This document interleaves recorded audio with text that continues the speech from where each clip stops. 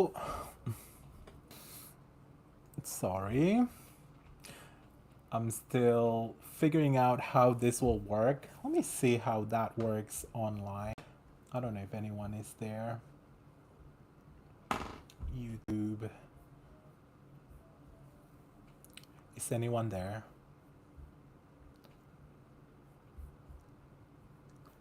Let's see. Oh, no one there anyway. Okay. I want it to be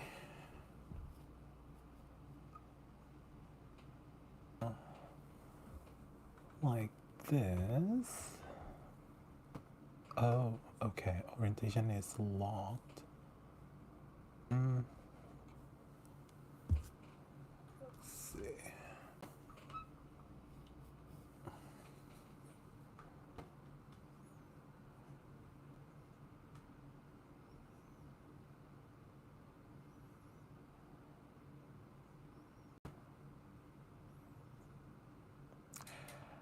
Hi. Welcome, welcome. I'm still trying to. Oh, okay. I think I just don't have the option to do it horizontal. So we'll just do it this.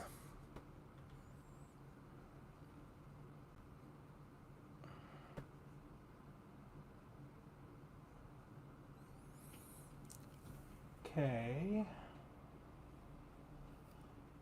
Is anyone there? Can you hear? Sorry, this is my first time doing this. We'll see if this will work. Hello, hello. Okay. Let's see.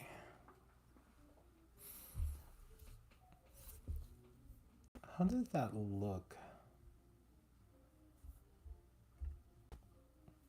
I will start at some point. I just am checking how it looks. Oh, there you go.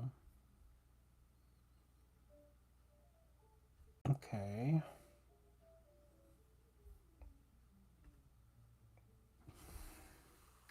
Definitely is look. Yeah, I mean, just do vertical for now. Hi. Thanks for joining. Sorry, y'all.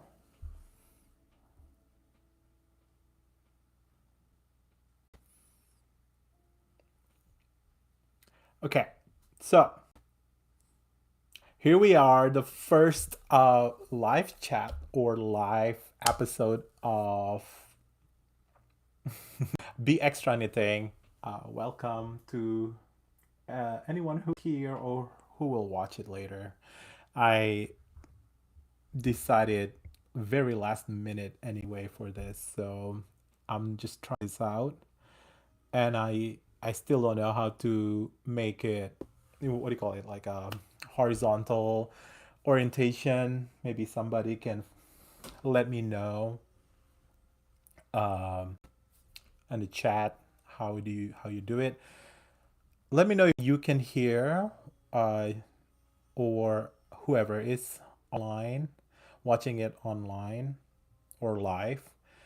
Um, if not, I will figure it out. Hopefully, it's okay. We'll find out. Anyway, so today is sep- oh my god, September. Today's September 7th. Ivana! Oh my god! Oh my god, my lies. Okay, so September 7th, Saturday, 2024 AD.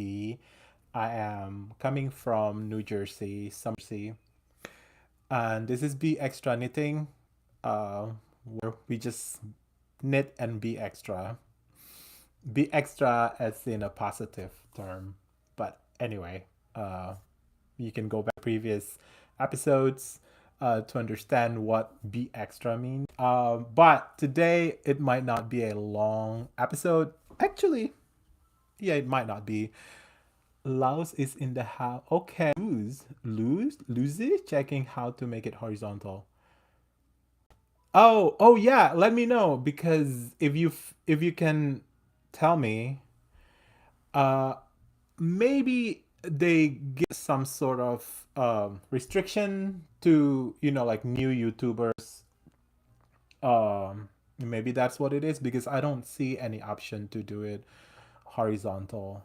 But maybe it's just a thing that I did not check, you know. Uh, no, let me know if you find out. I don't want to continue rotating it and make people, um, like, um, let's see. Yeah. Anyway, let's just start with this. So, how is everyone? Um, Actually, I can see the chat. So if you want me know what you're thinking, um, I hope you're having a good Saturday. Um, Grab or knitting, relax. I know the world is going crazy all the time. Um, Hopefully, your knitting is bringing you joy, and you know, but we're here. So it's here we are. I would like to go over what I have been doing for the past 3 weeks because the last time I uh, recorded was 3 weeks ago. And when I was recording 3 weeks ago, I was finishing up this Papillon. So that's and then after that, I mentioned that I will be in Provincetown. Let me see how it looks like. Oh, very good. And then I mentioned I will take 3 weeks for my next recording, and this is 3 weeks after the previous one.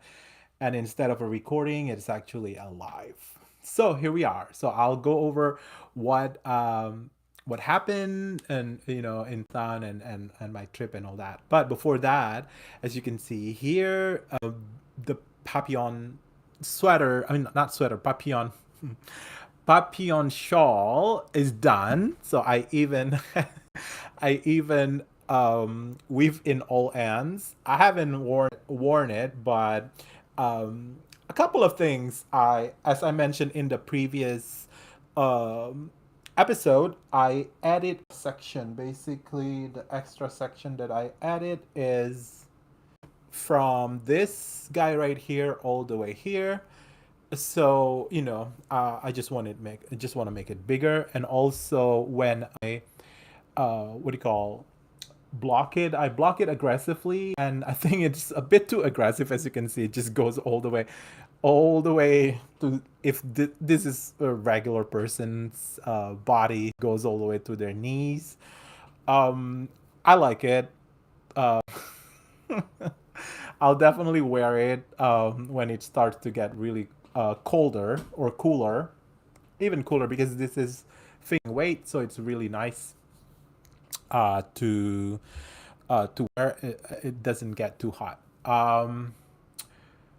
And what else? So yeah, what do you call? I block it aggressively, and um, I like how it turns out. Now, I guess I can just jump right into it because that is really what I want to update on the knitting part, and after that, I will go over like my update. So I think that's the progression today. I just decided that right now. So yes, this show we will have all kind of papillon, all kind of, well, not just shawl, but also sweater. So there will be reveal, there will be relaxation, there will be re- I don't know. So anyway, as I mentioned previously or in the previous episode, I really like the detail of this design. I really think this is a um, genius design. And also, this is my very first, what do you call, short row project. So I decided to uh, make a sweater that is inspired by the Papillon shawl. So that's the, I guess, I think I titled this Papillon, no, Ptown and Papillon Pullover. So the Papillon Pullover, it's not the shawl, it's the sweater that I'm making. And that is inspired by the shawl. So when I was making this, I saw when I was just because the direction of the progression of this shawl is going from this part down. So when I get into this section right here, the first, big section, the first main section, I realized that's a little, it's, perfect size for your chest area. If I can incorporate that into a sweater form, that will be nice. So what I did, so as you can see here, this is using a gray tone uh what do you call it? Yarn. This is Heritage Cascade Wave, the main color. So it goes from dark lighter gray, and the main part is the Heritage Cascade. uh yeah, I will put in the description if somebody needs to know exactly what they are. But again, I got this kit from Sun Dragon Fiber Arts in North Carolina. And I mentioned this, or I give the detail in the previous episode. Yeah, so it's a kit from them, so I did not choose the color. Now, when I saw this and was thinking about on a sweater, I was thinking, oh, it will be cute if I can find a really fast changing yarn so that I don't have to wait like for the entire shawl, like a big area to have the color changes. So I actually asked my knitting friend, so Ivana is one of them, and they, hey, do you know any uh, yarn that changes color pretty quickly? Um, so I think we have a couple of options, or they gave me a couple of options. And one of them is the Freya. Freya, this guy right here. Oh, wow, that's beautiful color. That is exactly what the color is. Okay, lighting. Okay. Um, and is I think it's 100%. Yeah, 100% US Merino. Uh, and it's hand wash and cool. Hand wash, cool only, dry flat. If you want to know how to clean it, it's so each of these cake is 25 grams. And 25 grams gives you 98 meters. So basically, this are, or if you need a yard, it's 107 yards. So it's a full skein, it's 428 yards. Um, or 392 meters. So basically, this is fingering. It's really nice fingering. And I actually got two colorways. So the first colorway is called espresso. So this is not espresso, but I already used the espresso up. But I have this colorway. This one is Chinook. That goes from kind of like rusty red to brown to green to, like aquamarine or like this blue color. Um, Now, I at the end I used the both colorways to make the, like the butterfly section by chest. Now, I finished not I did not finish the sweater yet, but I finished the chest part and all the way to the what do you call uh sleeve separation, and then a little bit, maybe 4 inches of the body. So, and I love it. It's an interesting. I can explain the concern, but here we are. Are you ready? Now this is the reveal. Um, so have a remember. So this is the Papillon show, and now for the reveal of the sweater. Bam. How is she though? How is she though? Right? Let's see. Let me put this on. So, okay. So here we are. As oh my God. I do, maybe next time I can figure out how to do the horizontal. Uh, isn't she? She's gorgeous, right? Okay, so as I mentioned, started so it's top down the way I did it.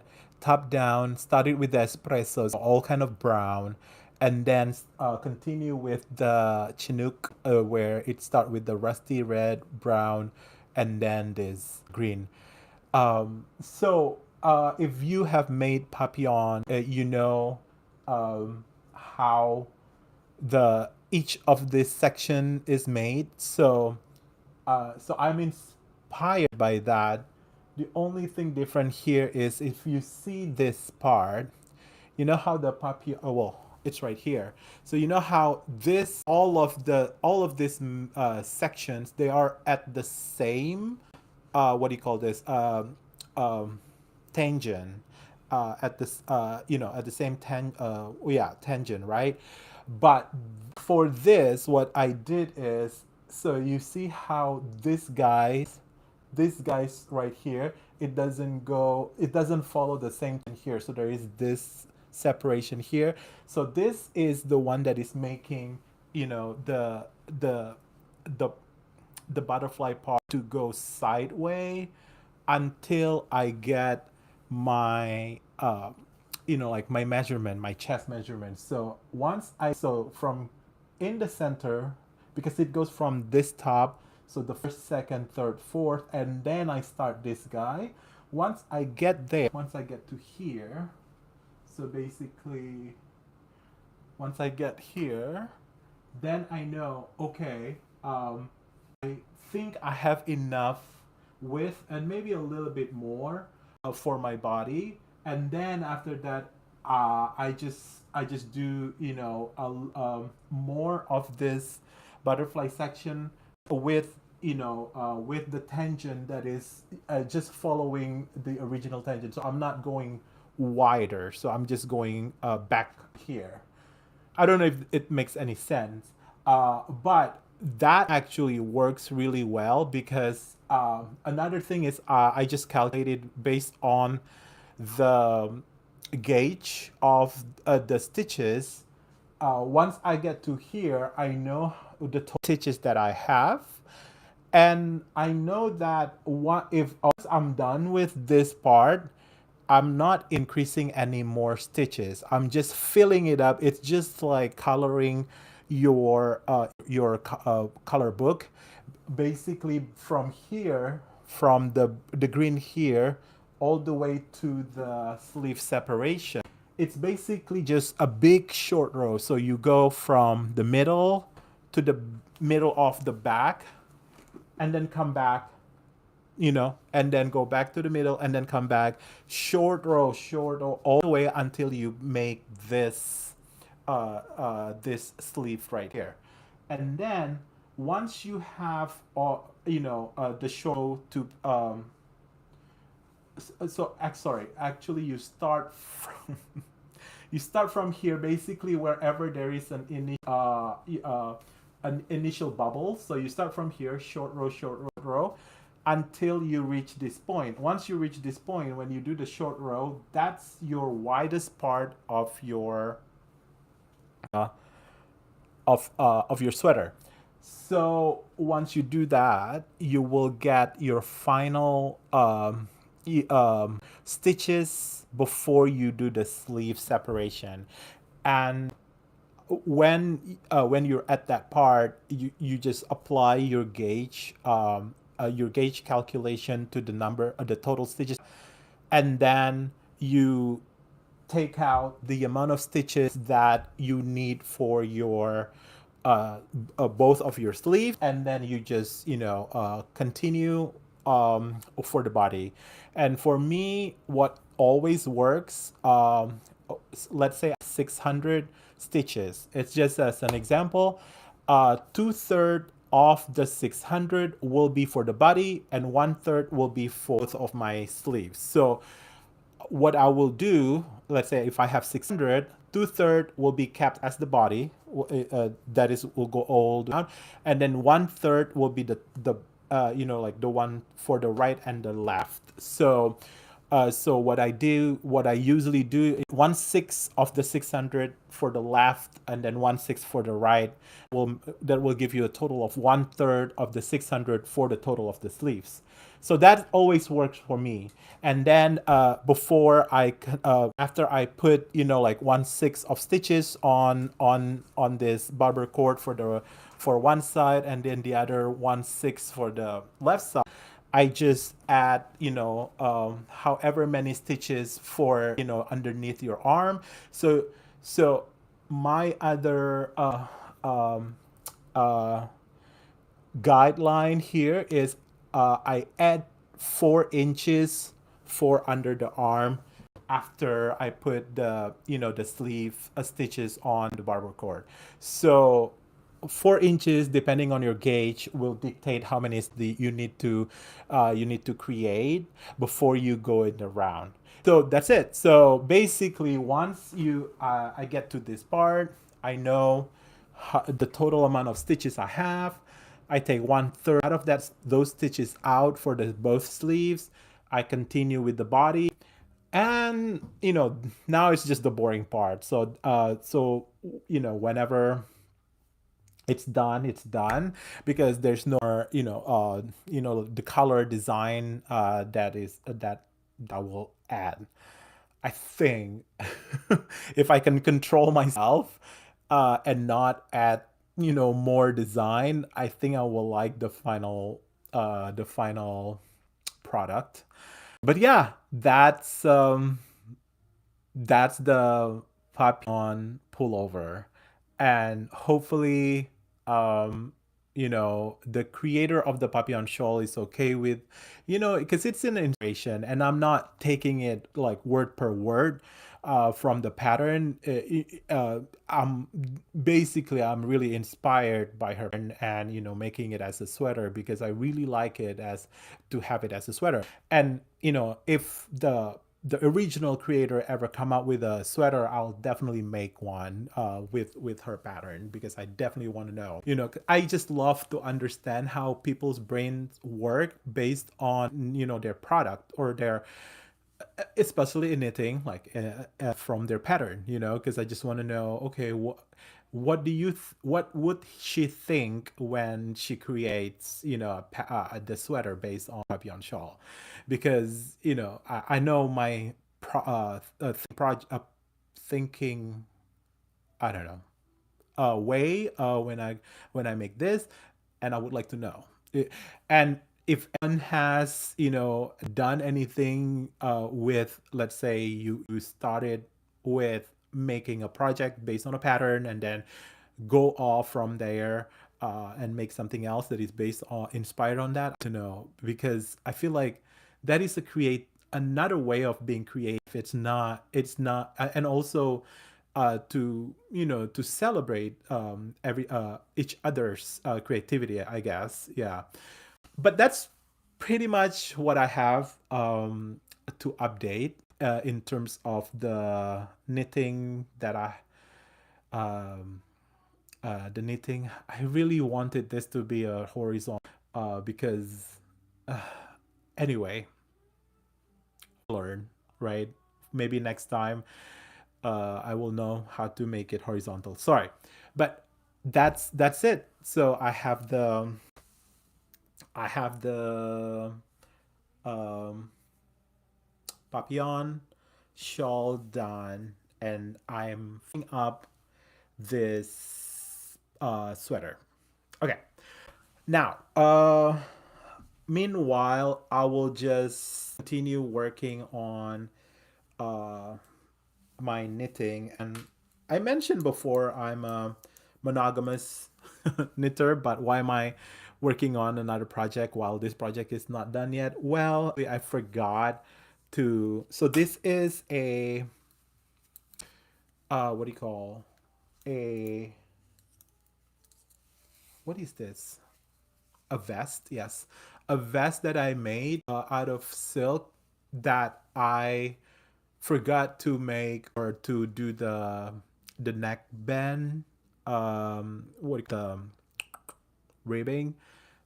And I realized I'm like, oh, did not really finish that project before I started this. But it to show how excited I am to start this when I have finished this one. So while I'm recording, I thought that okay, just what, like 10 rows of ribbing, of a couple of stitches. It's not gonna take a long time, so I think it's perfect because while I'm talking on this recording, I will be able to finish it anyway. So that's it. Now, what did I do in Ptown? So I went to Ptown, which is a province town in Massachusetts. It's basically a town in the Cape Cod. It's the very tip of the Cape on the north. You can either take a bus from Boston, you can take a ferry from Boston, or from anywhere really. Oh no, no, I mean the ferry is from Boston, but the bus you can drive all the way from wherever you are. But so this time around, what we did is I flew in to Boston on Friday, last Friday. Really, or no, not flew in. I took the train from Penn Station, New York.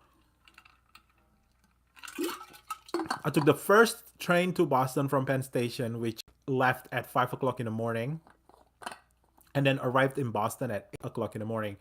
And I did not know Penn Station actually closed, closes, or they closed Penn Station and only let you have ticket to go on Amtrak, the first train to from Penn Station in Amtrak, uh, to be allowed to be in Penn Station between 2 o'clock in the morning and 5 o'clock in the morning. Basically, I arrived at 2. Penn Station is closed everywhere. The Monahan Trail was actually closed, so we have to take the Amtrak from the main Penn Station. I did not know that. Um, yeah, but just show your ticket. Then they let me in, and I was waiting in the waiting room of the Amtrak, the regional Amtrak, until 4 o'clock, and then they let us into the train. And the train was amazing, quiet. I actually slept for an hour and a half, but then I was so excited to work on this, so I was working on the sweater for the rest of my train ride. And then I get in Boston at 8:30 or 9 in the morning, and I was able to check in the hotel. And my friend Ivana was kind of guiding me through chat because Ivana was working in the morning, but we were planning to meet up in the afternoon. So I went to, oh, Ivana, I forgot the name of the museum. Is it Contemporary Art, Boston Contemporary Art, or ICA? What is I? Anyway, a museum is the by the harbor, close to the South Station, um, and that was nice. And in the afternoon, oh, I had a really good brunch in the South or South Station area. Tata, I don't know how to say it. It's a brunch Institute of Contemporary Art, ICA Boston. Yes. So I went there after a good brunch. TATTE. Um, it's a really nice brunch place. And I had shakshuka, basically egg dish in tata. Yeah, egg dish in tomato base. Not soup, but whatever. And then after that, I went to Cambridge and I went to Bong Pao. It's basically, so this is another suggestion from Ivana. I really am thankful that Ivana told me about this because I love queijo. It's a Brazilian cheese bread. You make this from tapioca flour, basically, but a certain type of tapioca flour. You use cheese, so it's so cheesy but chewy also.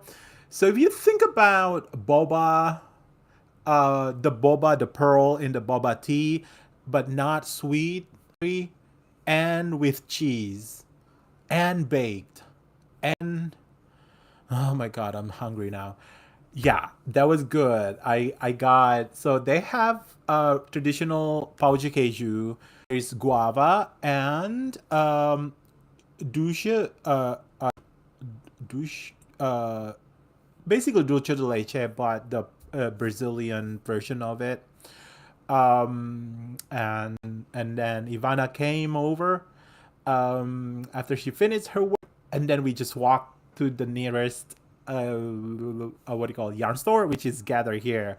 And as you can imagine, it was a nice, yarn hanging out time before we went to another store. So I actually met Jules from Jules Picard Design.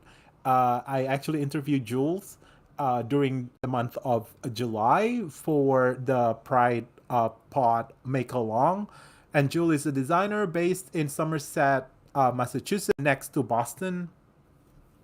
And the and then we decided to meet up in Boston Fiber, a Boston Fiber Company, which is a yarn store that is really, really nice. We had a good time there. We sat around, like a area, and also we shopped. I'll show you what I got from there. But yeah, so Jules was it's nice meeting Jules in person, and also figuring out Boston, like hand dyed yarn. So the first one that Somerville, Massachusetts, the city with highest number of artists per capita in the U.S. Oh, I did not know that. By the way, Boston is becoming okay. Like annually, I haven't even gone to the Provincetown part, but it has become my annual visit. So I feel it familiar now going there in the summer. Yeah, I every time I stop by either Somerville, Cambridge on top of Boston. So it was really nice. But anyway, Ivana and Jules told me that this is a local yarn. So this is Dirty Water Dye Works.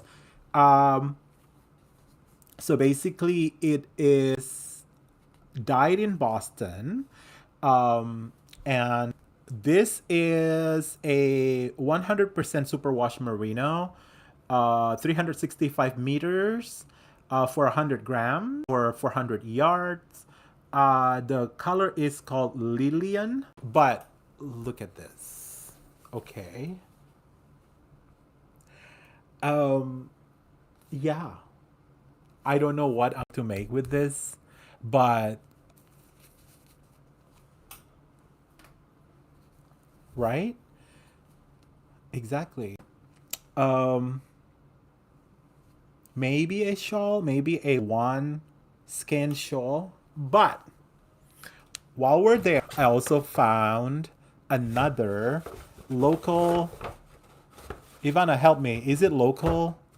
Another local one? I think this is local also. I think Jules told me this is local. Uh if not, don't. Oh, no, no, no, no. This is not local. This is a special yarn. So this is a yarn mixed of merino wool, 8 merino and 20% New Zealand possum.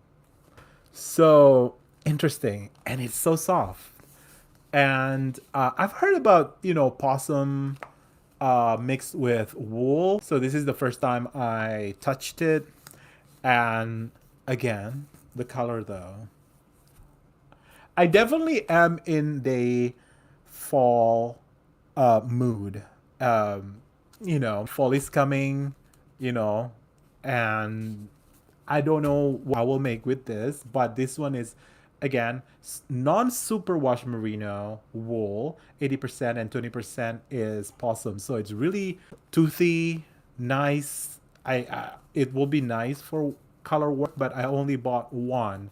So I again don't know what I want to do with this, but maybe if there is a well, this is non-superwash. This is superwash. This is non-superwash, and it's definitely I don't know. This I really want to make something with this, which I don't know what, but I'll figure it out. But this is from Australia, I'm assuming, because it's yeah.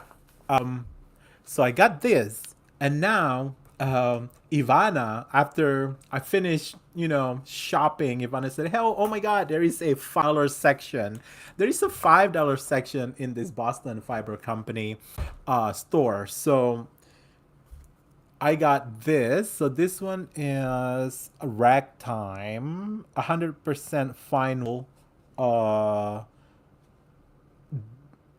uh, which is DK, two ply DK, 300 yards for 100 grams, and it's from Green Mountain Spinnery. Um, Look at this color. This is really true to the color. Again, as you can see, I'm really thinking of fall. Um, and this is color Waller 9029. Um, Again, this is Waller 9029. And yeah, it could be a hat, a beautiful hat, but look at that. Oh, I didn't even know this part. Yeah, this is beautiful. Even if make another Papillon shoot this, and well, I don't know what to do. The contrast color. Maybe this is too close. Oh, oh, these two. Hello, right? Why did I pick two skeins of? No, this is DK. This is I don't know. Maybe this would not work, but look. Oh my God, you guys, y'all, you people. Yeah. So I got this. Again, I don't know what to do with this, but you know, it's beauty and this. If I'm away, oh, maybe your 10 will go away after summer is over. I don't know. Hopefully they stay. So I got this from Boston Fiber Company. Chatted with Jules, was really nice time. Um, I picked up also a couple of fun stickers. I got a couple of stickers for the water bottle. You know, it says, "Hi, gay. How are you?" It says, "Cheers, queers." Uh, Roy GB, LGBTQIA. Yeah, they're very a queer accepting place. So maybe one day when I was there, it was during Labor weekend, so not a lot of people. It was a Friday night. Usually there is a sit and sit for every like a first and third week of Friday. I can be wrong. I could be wrong, check their schedule, but there will be a knit, for some Fridays. Maybe I can join next time I visit that is not during a big holiday. Yeah, and then I got and then Ivana, because I went there with Ivana, and both of us saw this, and then both of us got one. I gave mine. Ivana gave this to me. Gave mine to my friend Ugo, that came to Boston the same day, but that night, to come with me to Provincetown. So that's what happened in Boston. Um, and then the next day I went to Provincetown. Provincetown was fun.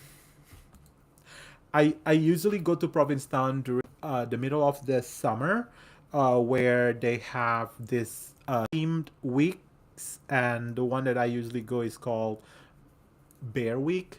Um, eh, so many events, and but this time around it was also nice. We went to a couple of restaurants, a couple of we went to the tea dance. There was the white party, where everyone is wearing white, but we did not know about that. And we did not bring anything like all white. Everyone was wearing costumes at that party. It was just at the white party was right next to the P-Town pool, a pool, whatever, on the east, no, on the west end, the hotel with the pool where everyone is before the tea ends. By the way, if you go to P Town, you know that it's kind of like unwritten schedule. Start with, I mean, if you want to, but I'm just saying, it's an entertainment. It's not for like everyone will do this, but you will see the trend. In the morning you will wake up, go get coffee at Joe's, where you pick up on the town gossip. This is another thing about P Town.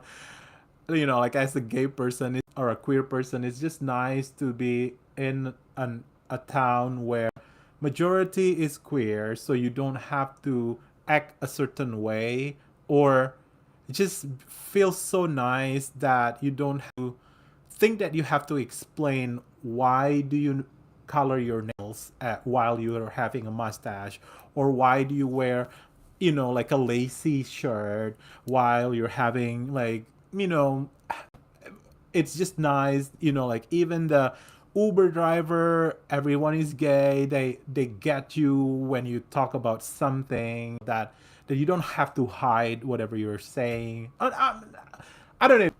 Maybe I'm not making any sense, but it was just nice to be there. I know it's not for everyone. Also, the point to have a vacation there is pretty high, yeah, but it, it it's just a good surrounding. So anyway, we start with coffee in the morning at Joe's, and also at Joe's there is a knitting group. I think it's either a male knit group or like a regular mix knit group. They will go to Joe's in the afternoon if it is not raining, so daily. So if you want to knit, you just go to Joe's. So it's on the main. It's called what do you call the no commercial street.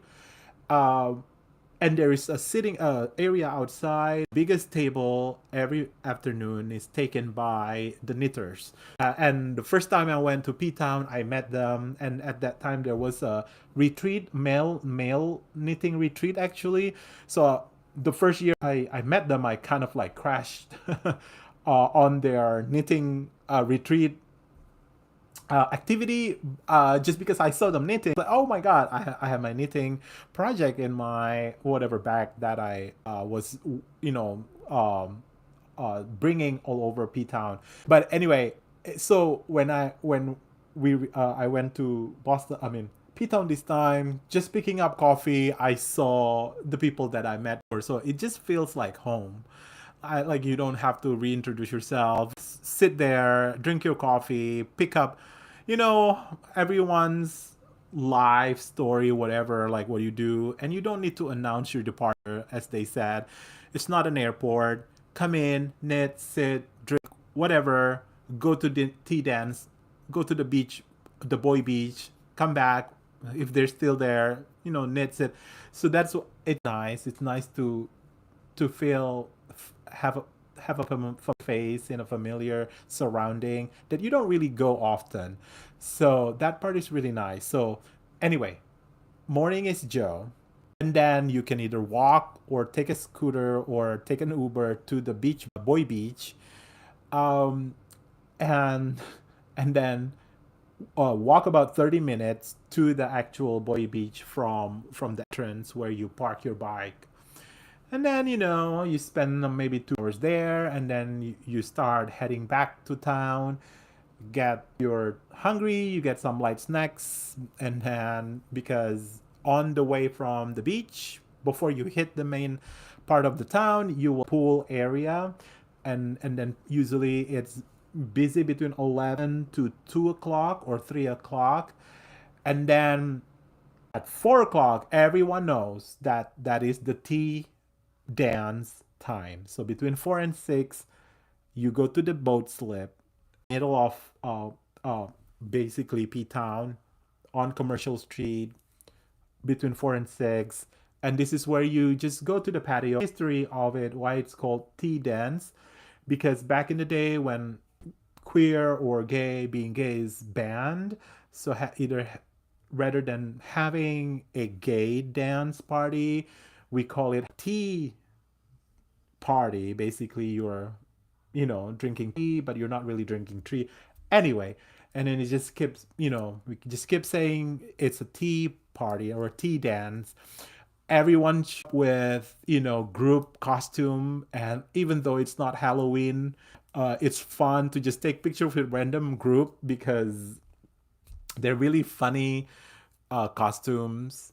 And then, at 6 o'clock, you start going, to your dinner or whatever. And then at 9 o'clock, you go to either a house where, more dancing and, until 2 o'clock in the morning. And, and there's, yeah.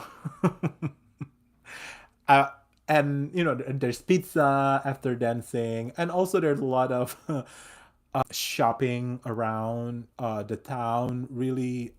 And the funny thing is, because we went the last weekend of summer, almost all of the clothing store are having 50% discount of their summer stuff, but it's still summer, so everyone was getting their, speedos, their underwears, their for 50%, and they're from local designers.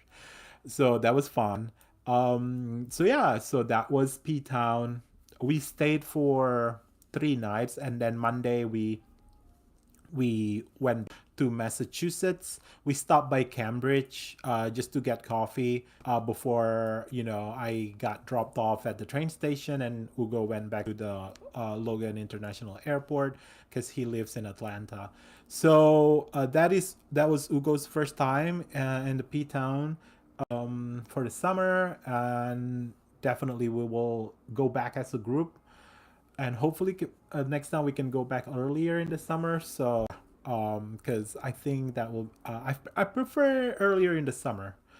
um but yeah, and in the train back, I continue working on this. And yeah, this one maybe another 2 weeks, because now it's boring part. I really have to push myself to work on it. And this is fingering. And the circumference of the widest part is inches. Actually, 50 something, 55 inches. I make it with ease, like a lot of ease. I want it to be really easy to wear, rather than having it really form fitting.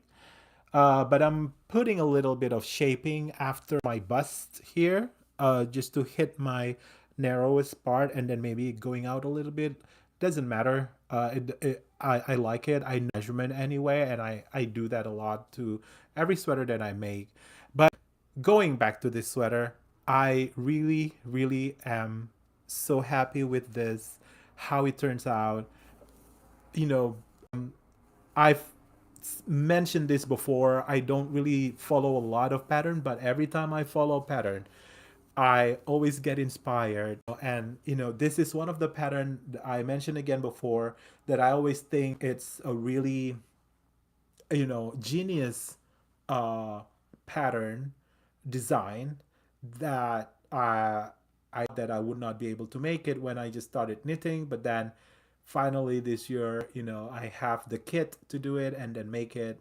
It just made it, and then inspired me to make this. So I cannot wait to actually finish this one.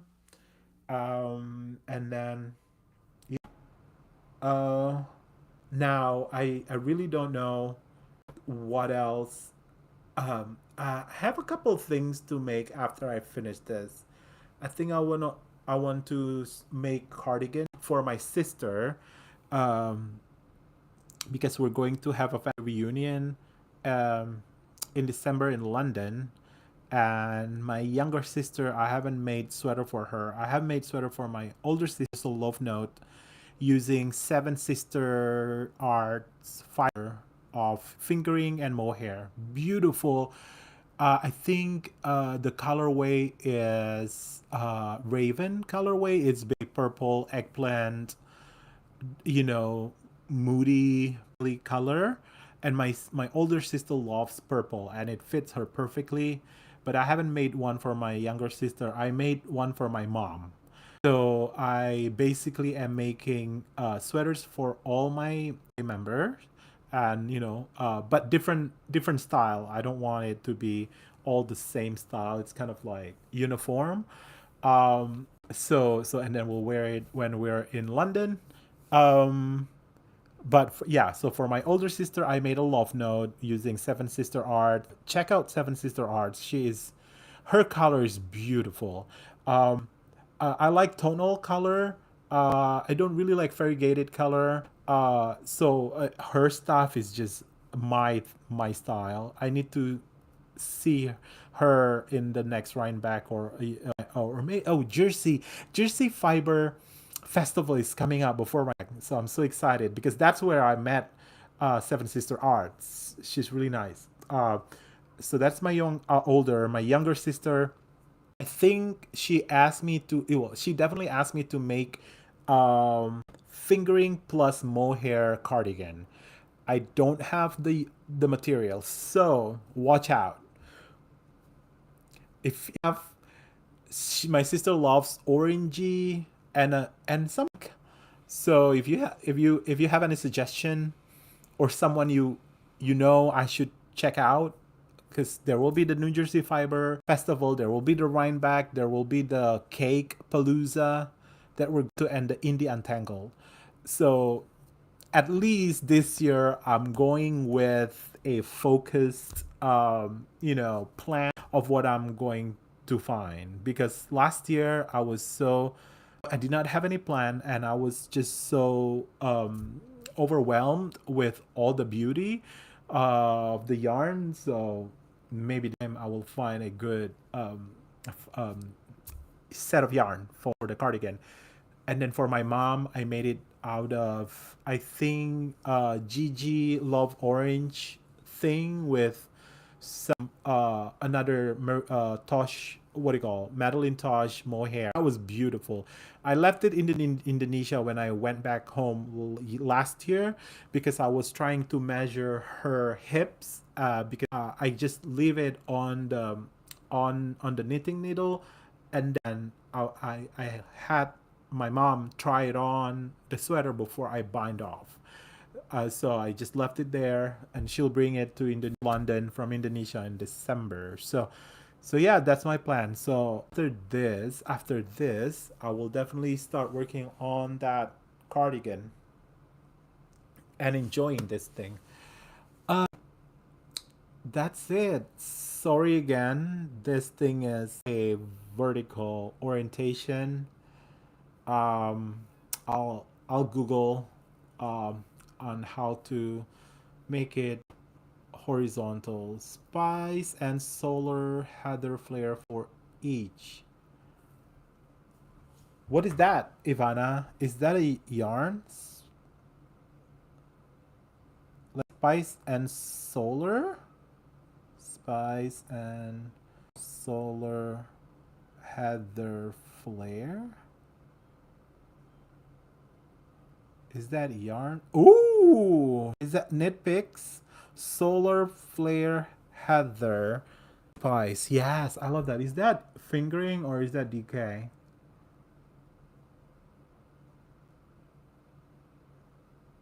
Worsted. I love that orange. She would love that. Solar flare heather.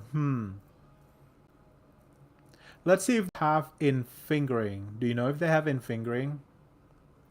I mean, it's okay for worsted also, but I was thinking, something fingering hair. I don't know. See, I do have some left over of the Gigi Love Orange one. Um, I can get more of that. Um, I don't know. We'll see.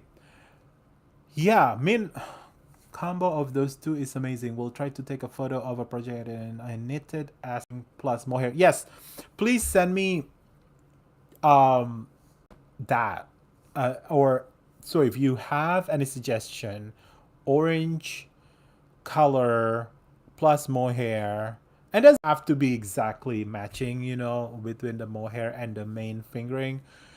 Um, and yeah, and in terms of design, I think it's going to be. I think I will stick it because I kind of wanna put color work um on the what do you call this thing? Uh, Color work that part, stick it, bend it, a bend, putting the band, stick. No, I don't have to stick if I go from the top down for yeah, yeah. I just work it in a round, stick it at the end, band, and then that's it. And we use US 8 or US 6, so it's kind of like love note type of fabric. Is love note US 10 or US 8? I'll figure it out. Yeah. So it was fun you doing this live.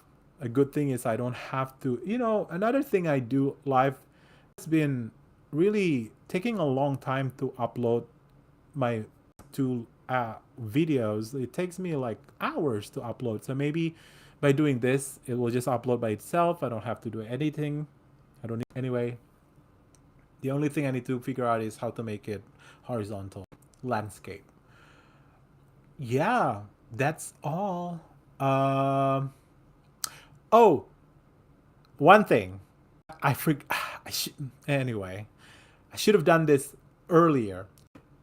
24th of September will be exactly 1 year after my first episode of recording this. I remember that Saturday, I was, I did not have any Italian class. So my Italian class will start next week, next Saturday.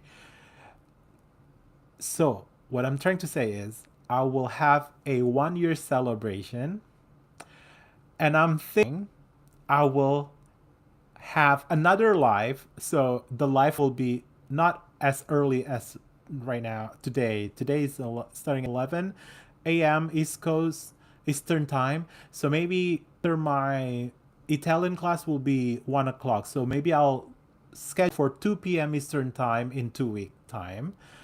Um, and to celebrate the 1 year. And if so, I'm thinking of having or throwing a knitting game extravaganza. So if there is, live audience, you can participate by answering the question. But if there's no live audience, whoever that will watch it later, they can just type in their answer. Whoever answer, give the first, I mean, the earliest answer based on the time stamp on the comment section will win basically, and then I will have some, something to share for the gift. So yeah, so that's coming in 2 weeks, to celebrate 1 week, no, 1 year of this really horrible knitting YouTube. um, yeah, I was talking with my knitting group. We should record like a group knitting, hanging out and just playing a knitting game. So I'll definitely come up with some knitting questions, and I might use some knitting books to get the question from. Could be the folk knitting or the male knitting history book, or any other knitting history, or even go to Ravelry and see people's, memory of patterns, designers, and all. So yeah, that will be in 2 weeks. So in 2 weeks at 2 p.m., I'll schedule for that. Anyway, I think that's it for now. And if I can figure out how to end this live, maybe this will upload to YouTube. But until then, be extra, be brave in knitting whatever you want to knit, and love it. Okay, bye.